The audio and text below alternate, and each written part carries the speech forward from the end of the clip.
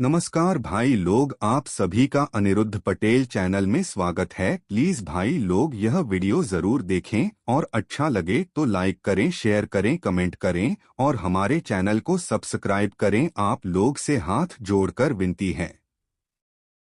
भगवान शिव और माता पार्वती का विवाह हिंदू धर्म का एक अत्यंत पवित्र और आध्यात्मिक प्रसंग है, जिसे कई पुराणों और ग्रंथों में विस्तार से वर्णित किया गया है। यह विवाह न केवल एक पौराणिक घटना है, बल्कि एक गूढ़ आध्यात्मिक रहस्य भी है। हालांकि इस विवाह की कोई ऐतिहासिक तारीख नहीं है, क्योंकि यह त्रेतायुग और सतयुग के मध्य की दिव्य घटनाओं में माना जाता है। फिर भी इस विवाह का उत्सव हर साल महाशिवरात्रि के रूप में बड़े धूमधाम से मनाया जाता है। एक, पार्वती का जन्म और तपस्या। माता पार्वती राजा हिमावन और रानी मेना की पुत्री थीं। पूर्व जन्म में वे सती थीं, जिन्होंने अपने पिता दक्ष के यज्ञ में अपमानित होकर योगाग्नि में स्वयं को भस्म कर दिया था। सती के वियोग से भगवान शिव गहन तपस्या में लीन हो गए और संसार से विरक्त हो गए। सती ने पुनर्जन्म लेकर पार्वती के रूप में जन्म लिया। बचपन से ही उन्हें यह आभास था कि उनका उद्देश्य शिव से विवाह करना है। उन्होंने अपने मन में संकल्प लिया कि जब तक वे शिव को पति रूप में प्राप्त नहीं कर लेती, तब तक वे किसी और को स्वीकार नहीं करेंगी। पार्वती ने कठोर तपस्या प्रारंभ की। उन्होंने वर्षों तक केवल फल खाकर, फिर सूखे पत्तों पर और अंत में जल तथा वायु भी त्याग कर घोर तप किया। उनकी तपस्या से प्रसन्न होकर देवताओं ने उन्हें आशीर्वाद दिया। 2, शिव का हठ और कामदेव की परीक्षा।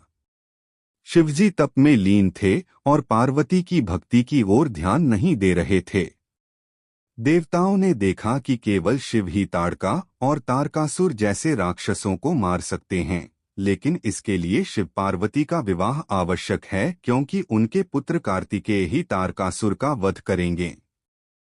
यह शिवजी और पार्वती माता की एक प्रसिद्ध और सच्ची पौराणिक कथा है, जो पुराणों में वर्णित है। शिव पार्वती विवाह की कथा। कथा, पार्वती जी का तप और शिव पार्वती विवाह।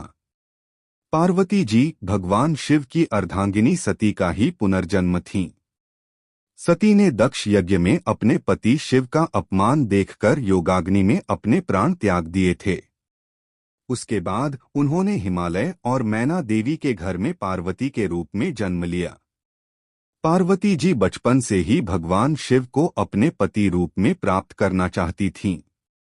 उन्होंने कठोर तपस्या शुरू कर दी। हजारों वर्षों तक उन्होंने भोजन नहीं किया और केवल हवा पीकर जीवन यापन किया।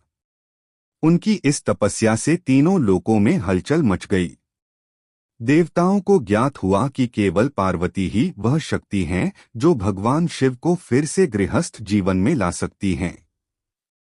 तब कामदेव को भेजा गया कि वह शिवजी को प्रेम में लीन करें। कामदेव ने तप में लीन शिव पर पुष्पबाण चलाया, लेकिन शिवजी ने अपनी तीसरी आंख खोलकर उन्हें भस्म कर दिया। जब शिवजी को पार्वती के तप का पता चला, तो उन्होंने एक वृद्ध साधु के रूप में जाकर पार्वती की परीक्षा ली। उन्होंने शिवजी की निंदा की, लेकिन पार्वती माता अपने प्रेम और श्रद्धा में अडिग रहीं। इससे प्रसन्न होकर शिवजी ने अपना असली रूप दिखाया और उन्हें स्वीकार कर लिया। फिर हिमालय पर्वत पर देवताओं, ऋषियों और गंधर्वों की उपस्थिति में शिव पार्वती का दिव्य विवाह हुआ। यह विवाह ब्रह्मांड के सबसे पवित्र और शुभ विवाहों में से एक माना जाता है। यह कथा हमें सिखाती है कि सच्ची श्रद्धा, धैर्य और प्रेम से भगवान को पाया जा सकता है।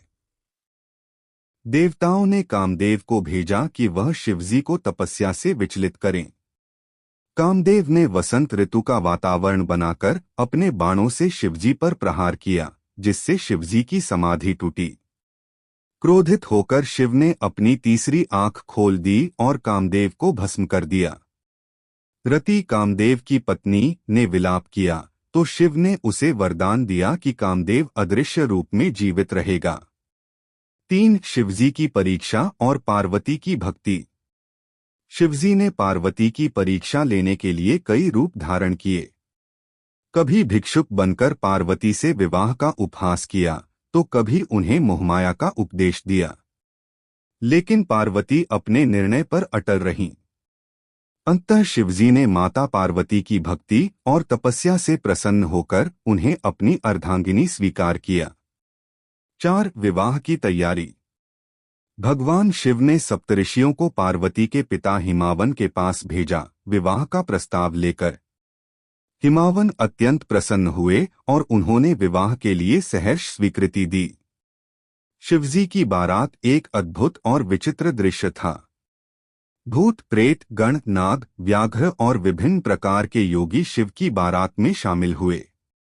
यह दृश्य देखकर रानी मेना भयभीत हो गईं और उन्होंने इस विवाह का विरोध किया, परंतु पार्वती ने उन्हें शांत किया। 5. शिव पार्वती विवाह का आयोजन। विवाह की तिथि निश्चित की गई और उस दिन हिमालय पर्वत के एक पवित्र स्थल पर भव्य आयोजन हुआ। देवताओं, ऋषियों, सिद्धों और गंधर्वों ने इस आयोजन में भाग लिया। विष्णु भगवान ने पार्वती के भाई के रूप में कन्यादान में सहयोग किया। शिवजी ने अपनी दिव्य रूप सौम्य स्वरूप में प्रकट होकर विवाह की सभी विधियां पूर्ण की। पाणिग्रहण, सप्तपदी, मंगल फेरे, कन्यादान, हर रस्म वैदिक विधियों के अनुसार संपूर्ण ब्रह्मांड ने इस विवाह को देखा और आनंदित हुआ। 6. विवाह का आध्यात्मिक महत्व।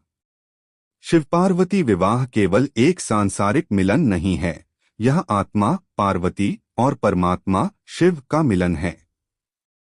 यह विवाह दर्शाता है कि भक्ति, प्रेम और तपस्या के द्वारा कोई भी आत्मा परमात्मा को प्राप्त कर सकती है। इस विवाह का एक गहरा अर्थ है। शिव विरक्ति के प्रतीक हैं, पार्वती प्रकृति की प्रतीक हैं। जब प्रकृति और चेतना का संयोग होता है, तब सृष्टि की ऊर्जा संतुलित होती है। यही कारण है कि यह विवाह शिव शक्ति के सिद्धांत को प्रतिष्ठित करता है। 7. यह विवाह कब हुआ था?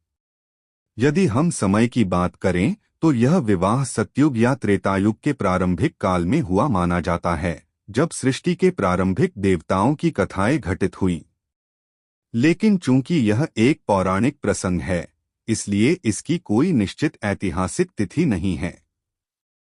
फिर भी महाशिवरात्रि को भगवान शिव और माता पार्वती के विवाह की रात माना जाता है। हर साल फाल्गुन मास की कृष्ण पक्ष की चतुर्दशी को यह पर्व मनाया जाता है। इस दिन श्रद्धालु रात्रि जागरण करते हैं, शिव पार्वती विवाह की लीला का आयोजन करते हैं और भगवान शिव का विवाहोत्सव मनाते हैं। 8. सांस्कृतिक प्रभाव। भारत के विभिन्न हिस्सों में शिव पार्वती विवाह की झांकी, नाटक और कथावाचन आयोजित होते हैं। कश्मीर से कन्याकुमारी तक और गुजरात से असम तक इस विवाह की गाथा लोकगीतों, कथाओं और कला में समाई हुई है।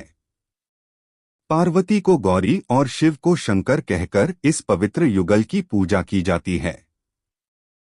निष्कर्ष: शिव और पार्वती का विवाह केवल एक पौराणिक कथा नहीं, बल्कि एक ऐसा आध्यात्मिक मार्ग है जो सिखाता है कि ईश्वर को पाने के लिए श्रद्धा, धैर्य और तपस्या कितनी आवश्यक है। यह विवाह प्रेम, समर्पण, भक्ति और ब्रह्मांडीय संतुलन का प्रतीक है। यद्यपि इस विवाह की कोई ऐतिहासिक तिथि नहीं है, फिर भी यह हर भक्त के हृदय में सजीव है और हर वर्ष महाशिवरात्रि इसका स्मरण कराती है।